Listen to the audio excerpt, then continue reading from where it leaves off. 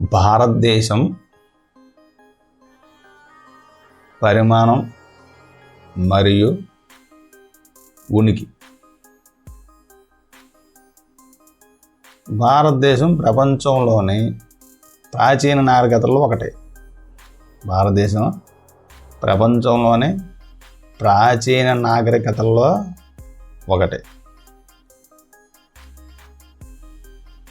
మనము స్వాతంత్రం వచ్చిన తర్వాత గత 5 దశాబ్దాలలో బహుముఖ సామాజిక ఆర్థిక ప్రగతిని సాధించాం.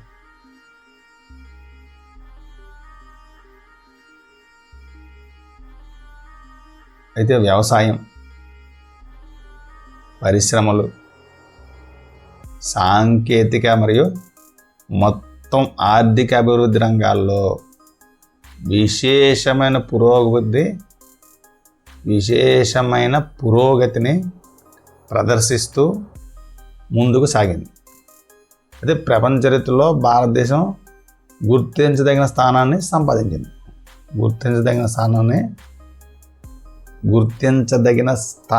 సంపాదించింది.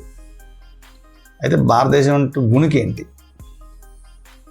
భారతదేశం యొక్క ఉనికి.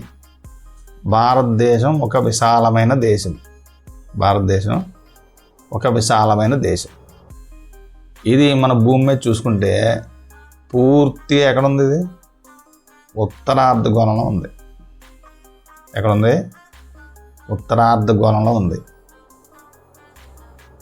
దేశ ప్రధాన భూభాగం 8 డిగ్రీల 4 నిమిషాల ఉత్తర అక్షాంశం నుండి 37 డిగ్రీల 6 నిమిషాల ఉత్తర అక్షాంశాల వరకు, తర్వాత 68 డిగ్రీల 7 నిమిషాల తూర్పు రేఖాంశం నుండి 97 డిగ్రీల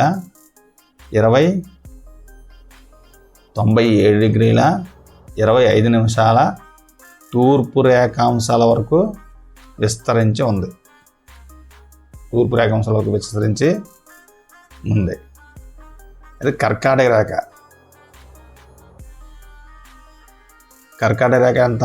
23 డిగ్రీల 30 నిమిషాల ఉత్తర అక్షాంశం. దేశాన్ని ఏం చేస్తుందంటే రెండు సమాన భాగాలుగా విభజిస్తుంది. ప్రధాన భూభాగానికి ఆగ్నేయంలో బంగాళాఖాతం, అండమాన్ నికోబార్ దీవులు, నైరుతి దిశలో అరేబియా సముద్రం, తర్వాత లక్షద్వీపులు ఉన్నాయి. అయితే భారతదేశానికి దక్షిణాన చిట్ట చివరి ప్రాంతం ఒకటి ఉంది. అదేంటిది? ఇందిరా పాయింట్. ఇది 2004 సునామీలో నీటిలో మునిగిపోయింది.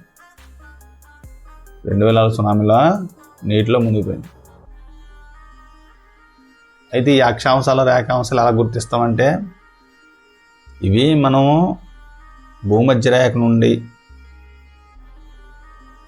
ఉత్తరార్ధగోళం వైపు, దక్షిణార్ధగోళం వైపు ఊహించుకున్న ఊహారేఖలు అన్నమాట. ఇవి ఊహారేఖలు.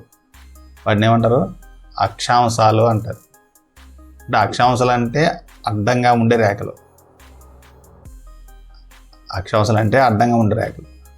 రేఖాంశాలు అంటే నిలువుగా ఉండే రేఖలు అన్నమాట.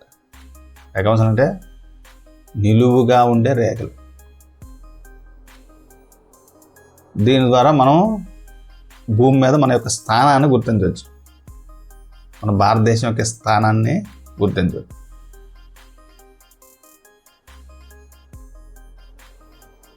దీనికి ఏంటి? ఇక్కడ పైన కర్కాటక రేఖ, కింద మకర రేఖ 2 ఉంటాయి. ఇవంతవి 23.5 డిగ్రీల 23.5 ఉత్తరాక్షాంశం, ఇటుపక్క అంటే 23.5 దక్షిణాక్షాంశం.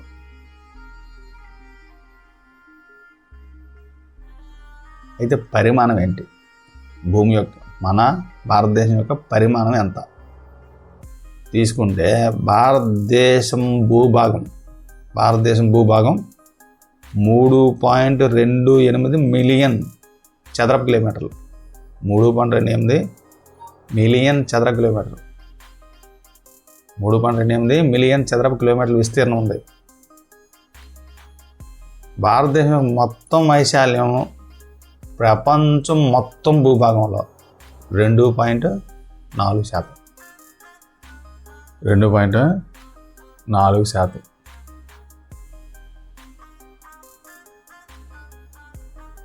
మామూలు పట్టిక ద్వారా మనం పరిశీలన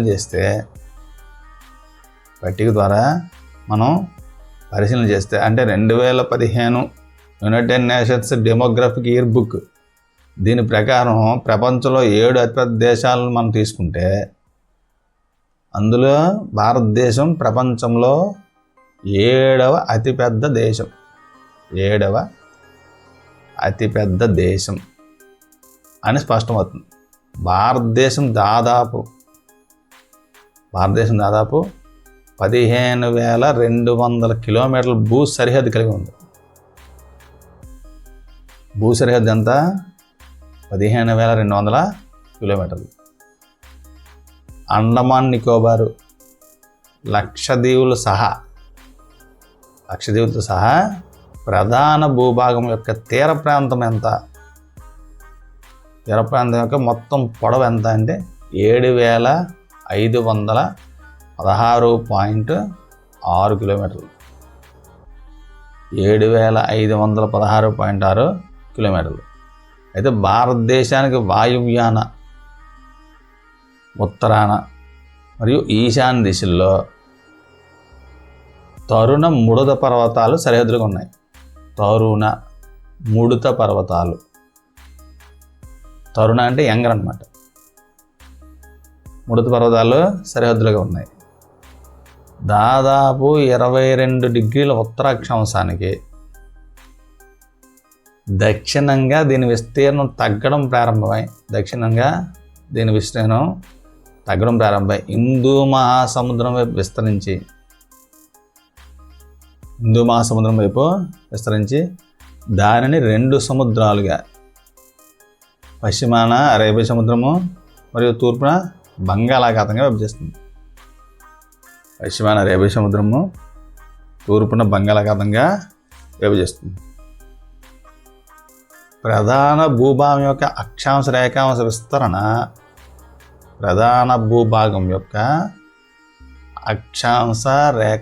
విస్తరణ, దాదాపు 30 డిగ్రీలని గుర్తించాలి. 30 డిగ్రీలని గుర్తించాలి. ఇది వాస్తవం అయినప్పటికీ తూర్పు పశ్చిమ విస్తరణ ఉత్తర దక్షిణ విస్తరణ కంటే చిన్నదిగా అనిపిస్తుంది. తూర్పు పశ్చిమ విస్తరణ ఉత్తర దక్షిణ విస్తరణ కంటే చాలా చిన్నదిగా అనిపిస్తుంది. గుజరాత్ నుండి అరుణాచల్ ప్రదేశ్ వరకు 2 గంటల సమయం వ్యత్యాసం ఉంది. అందువల్ల మీర్జాపూర్ ఇది ఎక్కడ ఉందంటే ఉత్తరప్రదేశ్. మీర్జాపూర్ గుండా వెళ్ళే భారతదేశ ప్రామాణిక రేఖాంశం 82 డిగ్రీల 30 నిమిషాల తూర్పు రేఖాంశం. 82 డిగ్రీల 30 నిమిషాల తూర్పు రేఖాంశం. సమయాన్ని మొత్తం దేశానికి ప్రమాణ సమయంగా తీసుకున్నారు. ఏది భారతదేశాన్ని ప్రమాణ రేఖాంశ సమయం అంటే మీర్జాపూర్ గుండా వెళ్ళే రేఖాంశం అన్నమాట. మొత్తం దేశానికి ప్రమాణ సమయంగా తీసుకున్నారు. దక్షిణం నుండి ఉత్తరం వైపు వెళ్ళే కొలది అక్షాంశాల విస్తరణ పగలు రాత్రి వ్యవధిని ప్రభావితం చేస్తుంది. పగలు రాత్రి వ్యవధిని ప్రభావితం చేస్తుంది.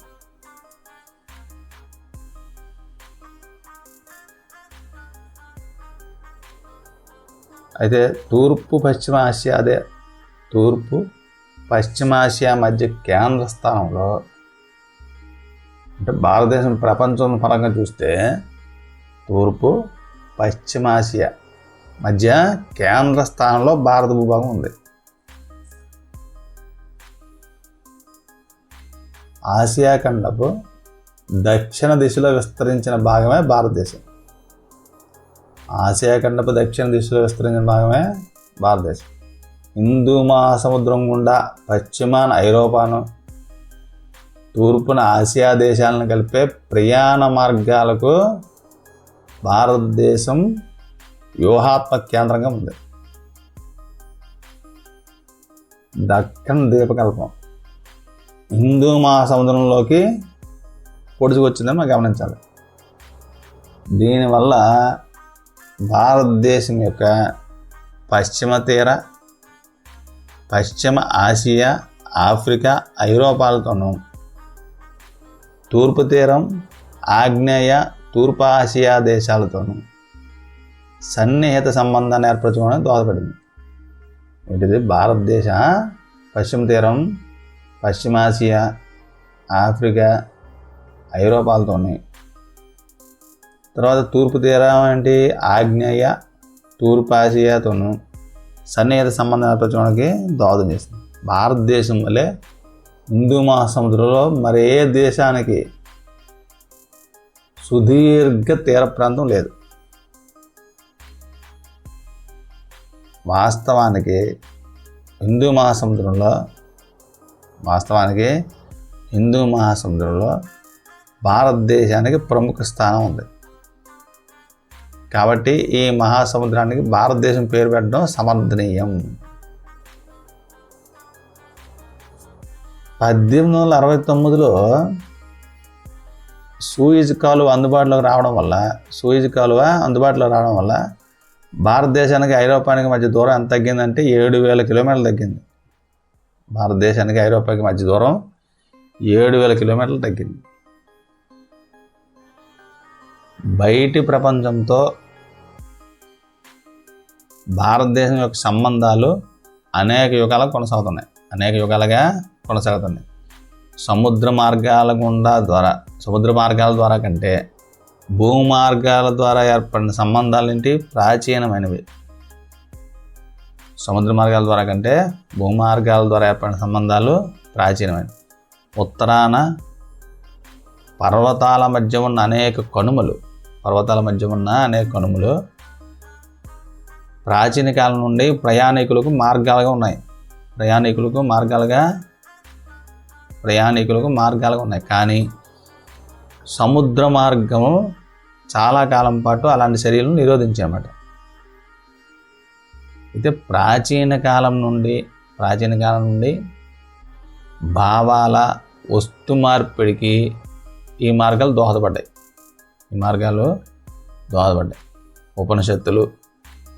ఉపనిషత్తులు, రామాయణాల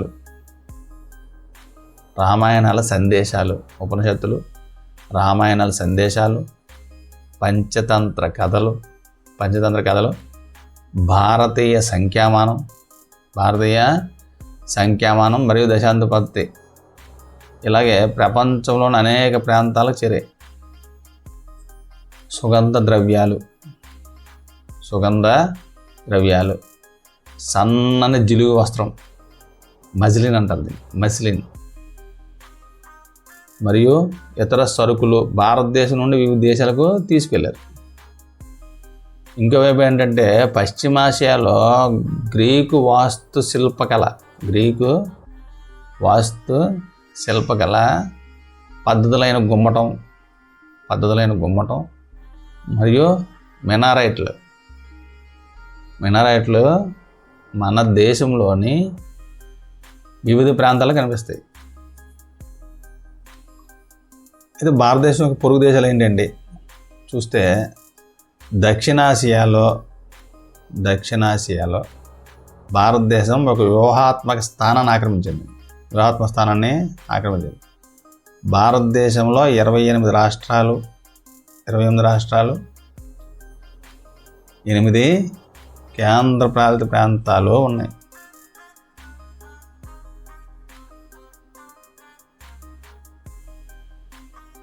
భారతదేశం తన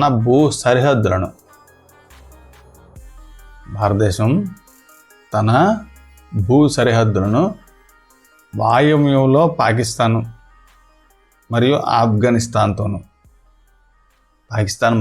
ఆఫ్ఘనిస్తాన్తోను, ఉత్తరాన చైనా, తర్వాత టిబెట్, తర్వాత నేపాల్ మరియు భూటాన్, తూర్పున మయన్మారు, బంగ్లాదేశ్, దక్షిణాన శ్రీలంక మరియు మాల్దీవులు అని 2 ద్వీపదేశాలు, అంటే సముద్రం మీద అన్నమాట. మొత్తం ఇవే మనకు పొరుగు దేశాలుగా ఉన్నాయి. 1947కి ముందు భారతదేశంలో 2 రకాల రాష్ట్రాలు ఉన్నాయి. ఏంటంటే అవి ప్రావిన్సులు, అంటే బ్రిటిష్ పాలిత ప్రాంతాలు అన్నమాట ఇవి, మరియు స్వదేశీ సంస్థానాలు ఉన్నాయి. ప్రావిన్సులు ఏంటంటే వైస్రాయల చేత నియమించబడిన బ్రిటిష్ అధికారులతో నేరుగా పాలించబడ్డాయి. స్వదేశీ సంస్థానాలను స్థానిక వంశపారంపర్య పాలకులు పాలించారు. వారికి స్థానిక స్వయం ప్రతిపత్తి ఇచ్చినందుకు గాను వారు బ్రిటిష్ వారి సార్వభౌమత్వాన్ని అంగీకరించారు.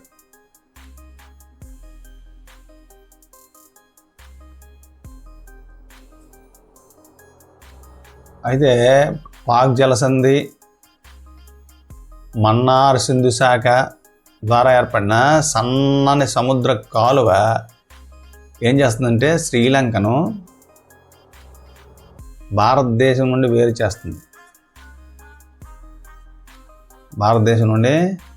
చేస్తుంది. మరియు లక్షద్వీపులకు ఈ మాల్దీవులు ఏంటంటే దక్షిణాన ఉన్నాయి.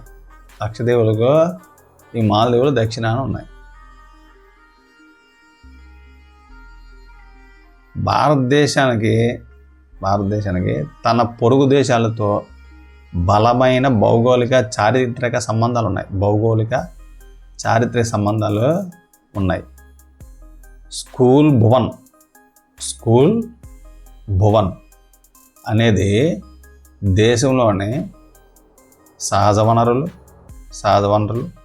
పర్యావరణం మరియు సుస్థిరాభివృద్ధిలో వారి పాత్ర గురించి విద్యార్థులలో అవగాహన తీసుకురావడానికి పటాల ఆధారిత అభ్యాసాన్ని అందించే పోర్టల్ ఇది.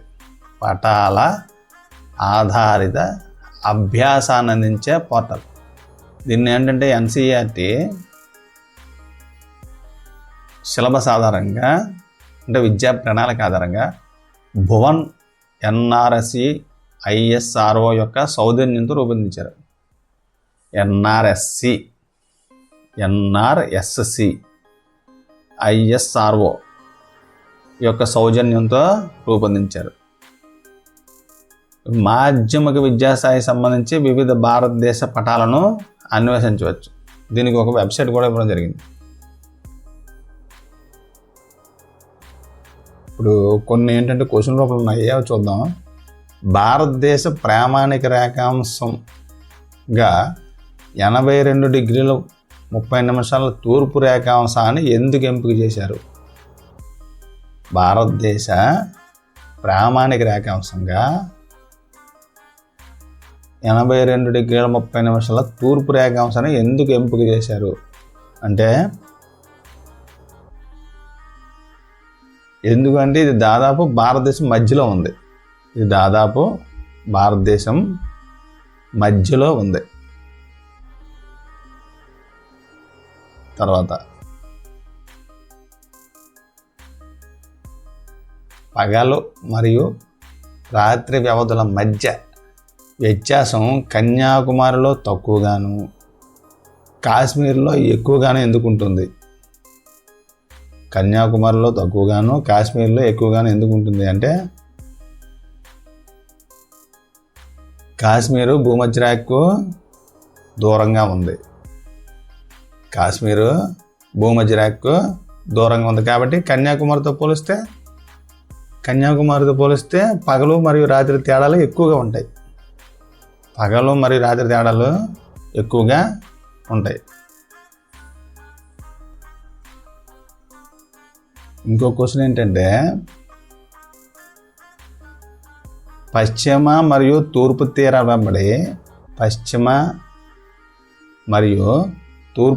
వెంబడి ఉన్న కేంద్రపాలిత ప్రాంతాలు ఏవి? వాటి యొక్క సంఖ్య.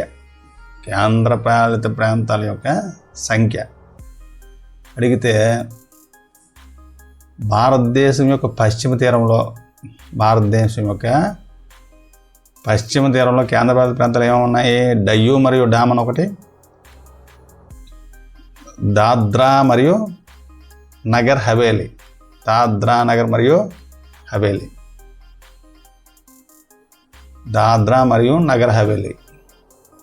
లక్షద్వీప్. భారతదేశ తూర్పు తీరంలో కేంద్రపాలిత ప్రాంతాలు ఏంటి? పాండిచ్చేరి, అండమాన్ మరియు నికోబార్ దీవులు ఉన్నాయి. తర్వాత ఏంటంటే వైశాల్యం పరంగా ఏది చిన్న రాష్ట్రం, ఏది పెద్ద రాష్ట్రం? వైశాల్యం పరంగా చూసుకుంటే మనకి పెద్దది ఏంటంటే రాజస్థాన్, చిన్నది వచ్చి గోవా. అంతర్జాతీయ సరిహద్దు లేని లేదా తీర ప్రాంతం లేని రాష్ట్రాలు. అంతర్జాతీయ సరిహద్దు లేని లేదా తీర ప్రాంతం లేని రాష్ట్రాలు ఏంటి అంటే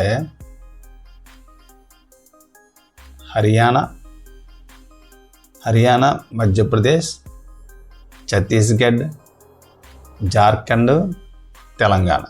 హర్యానా, మధ్యప్రదేశ్, ఛత్తీస్గఢ్, జార్ఖండ్, తెలంగాణ.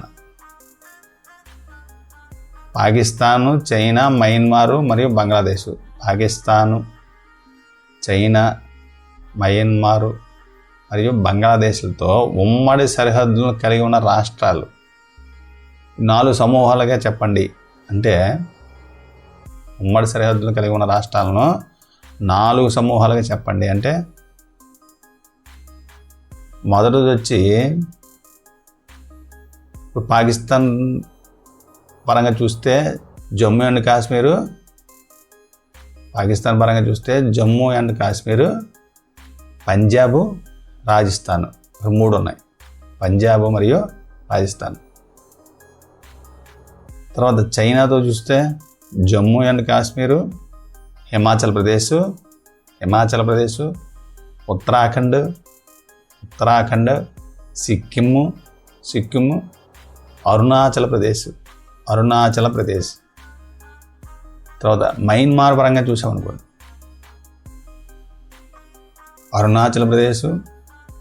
అరుణాచల్ ప్రదేశ్, నాగాలాండ్, మణిపూర్.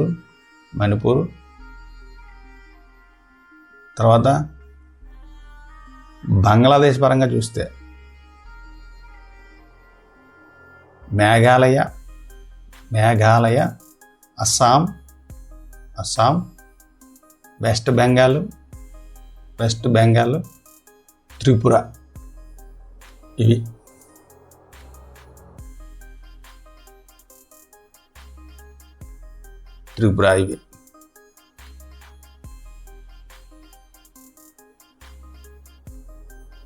ఇప్పుడు ఈ క్రింది వారిలో ఏ రాష్ట్రం గుండా కర్కాటక రేఖ ప్రయాణించదు?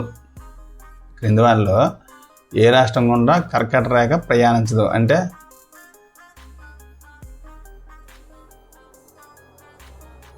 ఒరిస్సా. ఏంటిది ఆన్సర్? ఒరిస్సా. తర్వాత భారతదేశ చిట్ట చివరి తూర్పు రేఖాంశం ఏంటి? భారతదేశపు చిట్ట చివరి తూర్పు రేఖాంశం ఏంటి 97°25' ఈస్ట్. 95°25' ఈస్ట్.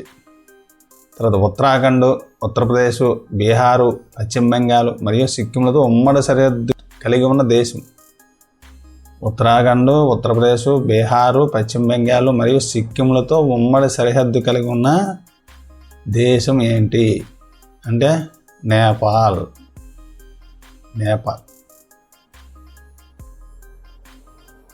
వేసవి సెలవుల్లో మీరు కవరత్తిని సందర్శించాలనుకుంటే మీరు భారతదేశంలో ఏ కేంద్రపాలిత ప్రాంతానికి వెళ్ళాలి? ఏ కేంద్రపాలిత ప్రాంతానికి వెళ్తారు? ఏ కేంద్రపాలిత ప్రాంతం అంటే లక్షద్వీప్. భారతదేశంతో భూ సరిహద్దును పంచుకొని దేశం నుండి వచ్చాడు ఎవరు? స్నేహితుడు. ఆ దేశాన్ని గుర్తించాలి. ఏమిటి ఆ దేశం అంటే? కింద ఇచ్చిన వాటిలో తజికిస్తాన్.